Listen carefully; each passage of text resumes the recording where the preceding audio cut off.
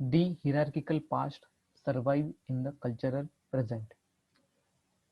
There are historical reasons that gave a structural advantage to the top of the twice born, which is the section of the upper layer of the social hierarchy in India, in consolidating its privileged position in doing theory. Historically accumulated cultural inequality seems to have reinforced Dalit epistemological closure. This is this in effect left the realm of reflectivity entirely free for the TTB. Such closure has its sanction in Manu's thinking. The Shudra, according to the Manu, are born from the leg and hence are deficient in terms of the capacity to think. Manu's code deny the Dalit and woman access to formal education, which is necessary to achieve the capacity to speak in an abstract universal language. This division, with religious sanction behind it, was conveniently naturalized within folk consciousness as evident in this Marathi ditty. ब्राह्मणाची घरी लिहिना, कुणबे घरी दाना, महारा घरी गाना. At the Brahmins you write and learn, at the tillers you thrash, at the Dalits you sing. This is saying in every common in Maharashtra's cultural life. The privileged location of TTB was further legitimized through the writing of both Indian and foreign scholars. Prominent among them is P.V. Kane, who argued that Brahmin were the founder of Indian philosophy. In the same vein, Louis Dumont also mentioned with reservation that Brahmin as the renouncers were the creator of value and different branches of knowledge. It is generally believed by some scholars that the Brahmin have always pursued theoretical or pure reason with the help of intricate arguments, while Buddha was always following practical reason in order to tackle practical problems such as maintaining peace in society. However, people like Ambedkar and Sharad Patil may not accept this claim and would argue that Buddhist philosophical tradition is the thinking tradition based on a dialogical mode which was much more democratic than Brahminical mode. Members of the TTP have consolidated cumulative advantage over Dalit or Bahujan for the following reason. First, the TTP were fortunate enough to receive modern education from the imperialists. Many of them did not mind migrating to Western countries even though they went against the spirit of their religion. They were also the recipient of different kinds of fellowship that were showered upon them by both several princely state and the colonial state. Even after independence, they received the attention and appreciation of those in power. For example, a member of the TTB served as an advisor to the Maratha chief minister in Maharashtra. Many prominent Brahmin-led intellectual cultural bodies in the state. They have been the major beneficiary of intellectual opportunities that are available in India and abroad. They do not mind migrating abroad, leaving the Dalit or Bahujan to take over the empire of empirical research. Cambridge, Oxford, Harvard, and several other universities abroad and privileged institutions and premier university at home are frequented by the TTB. Though the door of certain premier institutions within India continue to remain closely for Dalit for almost 5 decades. It is only in the recent times where there have been some attempt to accommodate at some level Dalit and tribal scholars in such institutions. It is only in recent years that Dalit have been accommodated in this institution, of course at a lower level of the fellowship programs. It is also interesting to note that even places like Oxford, if not Cambridge and Harvard, have become quite hospitable to Dalits and their issue thanks to the fellowship program offered by such universities. There is no doubt that these institutions, including the Indian ones, have promoted quality research. But this institution obsession with modernity as governing condition seems to have seriously undermined the egalitarian principle that has seen earlier require equal access to intellectual resources. Many scholars who have managed to become a part of global operating academic network latch on to every now every new opportunity, thus pushing those who lack this connection relatively less attractive institution within India. Even in India, scholars other than Dalit use Dalit themes to jump from one fellowship to another without much moral problem. While some other scholars hold fellowships simultaneously at different places in India and abroad, seriously violating the Rawlsian justice principle that would not allow such monopoly, leading to the exclusion of a number of persons qualified for these positions. In any case, Dalits are the latecomers to such opportunities. They were excluded from the benefit as they could not pass the modernist test. Now that they are ready to compete for entry, the rules of entry have been changed to the disadvantage of these underprivileged groups at the institution that continue to remain available to the privileged scholars who, as mentioned above, can jump from one scholarship to another and thus are the beneficiaries of a soft landing at a several premier research institutions in India.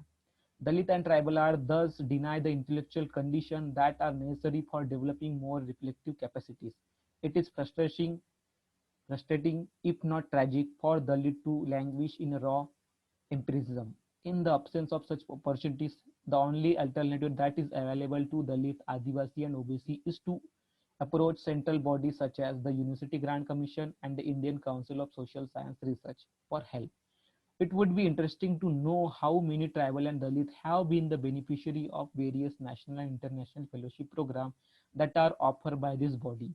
In the absence of reliable evidence, one can hazard a guess and say that Dalit and tribal are by and large out of the fellowship program. One of the primary reasons that can explain this exclusion from the opportunity structure is that there is active discouragement at both ends of the opportunity structure. Dalit find the UGC and ICSSR functioning too bureaucratic and hence intimidating and actively discouraging. We had several examples that show that Dalit students were forced to give up more attractive UGC fellowship in favor of less attractive ICSSR ones. On the other hand, there is constant flow of opportunity to the TTB. The Shudras have been, as remarked earlier, left with the earthen pot full of empirical details that are thoroughly despised by the TTB as inferior. The pot overflow in seminar and in magazine and government offices as and when it is required to overflow. Apart from the monopolization of institution to maintain the historical lead in epistemological status, the TTP deployed different strategies such as canonizing the discourse with the help of well-defined ground rules, procedure and protocol and compartmentalization of institution around those chosen themes. For example, the high priest in theory seeks to canonize the social science discourse around ground rules that are often inhibiting, protocols that are discouraging, language that is definitely frightening, and procedure that cause anxiety among those who want to move away from the empirical to the theoretical. This kind of TTB professionalism strike fear among Dalit and Bhujan, who then do not dare to enter the theoretical agrahara. The failure to elevate the discourse to higher level of complexity and the formulation and approximation of experience result in displeasure display by these gatekeepers of social sciences toward the Dalit and tribal and OBC. The creation of language become another effective weapon to restrict the entry of Dalit into academic circles that are based on particular syntax, mostly Anglo-American. Some of the more nasty guards of this circle would point out the grammatical mistake of the Dalit publicly, not just for the crushing the intellectual confidence of the Dalit through humiliation, but also for hiding behind the language. Okay. This restricted exchange ultimately leads to the creation of mutual admiration societies. Delhi is full of such societies. Such societies certainly achieve a certain kind of height, but hardly any depth in social sciences due to their sheer habitus. Dalit lack the imagination to invent new conceptual instruments. Thus, they keep producing more of the same. We will deal with this issue a little later. Such society caused epistemological isolation of the Dalit. The strict observance of language code, protocol, body language, and ground rules effectively convert seminar halls into hostile structure that very often inflict humiliation on Dalit, who then feel too nervous or intimidated or to enter such structures. Ultimately, the Dalits are denied access to knowledge and its articulation. They are also denied the critical faculty to interrogate the dominant mode of thinking. For example, the Dalit may have a genuinely insightful point that might challenge the big boss in social science, but the moment at the Dalit question, the premise of the big boss, immediate loud laughter, full of crushing decision is collectively produced in such a gathering. Does not this kind of institutionalized exclusion show the dent in social science confidence? Let us look at another example, one that involved the humiliating exclusion of Dalit from established discourse in social science. If some Dalit were speaking about Gramsci, suddenly the champion of Gramsci would raise objection. आजकल कोई भी ऐरा गैरा नत्थु खैरा ग्रामसी के बारे में बोल रहा है और poor Gramsci must be turning in his grave. 16. This is from collection of poems by P.I. Sonkamde from Aurangabad, Maharashtra. In fact, Gramsci would rest in peace in his grave, seeing his thought being resurrected by the right kind of subaltern who are ridiculed as Ira Gaira, which basically means any Tom, Dick, and Harry. By this defender of Gramsci, the so-called defender of Gramsci are actually offending Gramsci and holding social science hostage to their intellectual fanaticism. However, the high priest of the theory do not mind Dalit doing empirical studies. Some of them base their theoretical premise on data collected by Dalit. Social science practice therefore lack moral standing. Theory does not attract the Dalit. Also, because the latter lacks internal moral reasoning based on the notion of sacrifice and endurance. Doing theory is a moral responsibility based on the sacrifice that the Dalit have to make in terms of pursuing spiritual rather than temporal power. It requires that one be not moved by immediate success or solution or glamour but or charm. Let us see how these affect the doing capacity of reflectivity. Moral condition of reflective capacities. Doing theory demand enduring moral stamina for successfully resisting the temptation of temporal gain that have the capacity to demotivate a person from pursuing intellectual projects. Doing serious theory also demand that one should overcome the sense of anxiety that involve an element of compulsion to perform. Performance, whether on the stage or in the seminar room, is aimed at getting immediate recognition from the audience. In such performances, that what become important are body language, speech, sound, and speed of words, and not so much the careful arrangement of the content. Doing theory requires discipline, patience, and endurance that go into making a theoretical statement that is made carefully and not superficially or polemically. Doing theory does not therefore bring you immediate recognition. Ambedkar's sociological, economic, and jurisprudential work took a long time, and Rawls invested a nearly 20 years in his theory of justice. Against this, the temporal fetches immediate here and now recognition. Most Dalits are vulnerable to the attraction of the temporal power that does not flow from theoretical practice but from what are considered to be the easy, if not more glamorous, sphere of mobility. This might include formal politics and networking with institutions that demand that intellectuals always be ready with data. When ambition for the temporal grow out of proportion to theoretical consciousness, then theoretical concerns get completely driven out of the cognitive map of the Dalits. Practical reason takes precedence over theoretical reason. Along with the state, Dalit politicians from both the non-governmental organization sector and formal politics promote such practical reason because in the case of the former, the empirical detail came in handy to impress donor agency, while in the case of the latter, the data help in constructing the self-serving rhetoric that serve very well the everyday forms of Dalit petty politics on the one hand and the liberal state on the other. With such moves, the official intellectual among the Dalit are ever willing to convert the figure of atrocity into such rhetoric, which are latter parroted by Dalit in a national and international forum. One can even mix in some emotion to make the detail more interesting. In such an intellectual atmosphere, promoting theory requires transcendence of emotion to reach rationality, and anybody offering theory look like a stranger to this brand of Dalits who have a stake in maintaining the collective theoretical inability. The logic of the temporal dominate the academic agenda of the Dalit.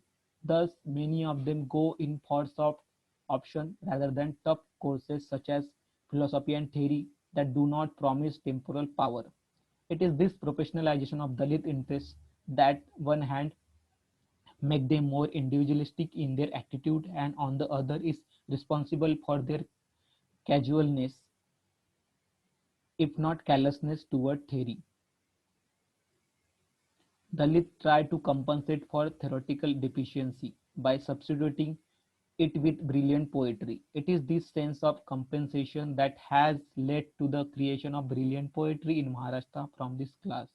In this regard, it is really interesting to note what Dalit poet has to say about intellectual relation, reversing the traditional position of Dalit and the TTB, the twice one. The poet says, when we were tearing, you were tearing us. Now we tear you while you tear. 17. This is translation by author of the oral poem P.I. Sonkambre from Aurangabad. This particular ditty suggests that while the Dalit were skinning dead cattle, the TTB, the twice born, were tearing off the personality of the former through humiliation and intellectual exclusion. Now the twice born skin hide may be in sophisticated tanneries, and the Dalit are deploying knowledge to tear down the twice born through social editing and intellectual intervention at various levels. But poetry cannot be substitute for theory. Most poetry, including Dalit poetry, is based on aesthetic and metaphors, and this no doubt makes things interesting. It is true that Dalit have developed a good sense of aesthetic, but it by definition belongs to the particular. So, though it is based on a rich experience and therefore has the potential to become the guiding standard for the universal. Besides, it also generates inwardness and tend to keep something hidden from the public imagination. But poetry has no conceptual capacity to universalize the particular and particularize the universal. It does not have the dialectical power. By contrast, theory demands clarity of concept, principle, and open examination of one's own action to see whether it is justified. Poetry helps the Dalit in making connection through metaphors, but not through concepts. It is theory that is supposed to do that. It makes connection through concept and also help in illuminating the meaning that is embedded in complex reality. However, Gadmars asks, is it right to reserve the concept of truth for conceptual knowledge? Must we not also admit that the work of art possesses truth? These are serious questions. 18. Gadmar. It is not entirely true that Dalit turned toward either poetry or empirical research out of compulsion. On a closer observation, it is found that they also make a very conscious choice to undertake empirical research for following reasons. First, they would argue that their life experiences is rich enough and can stand on its own authentic term, and that it does not require any theoretical representation. Experience for them is a sufficient condition for organizing their thought and action and for ignition of everyday experience into resistance. Second, Dalit argue that since they have privileged access to their reality, they can capture it with with a full view without any theoretical representation. This claim is obviously based on ontological blindness.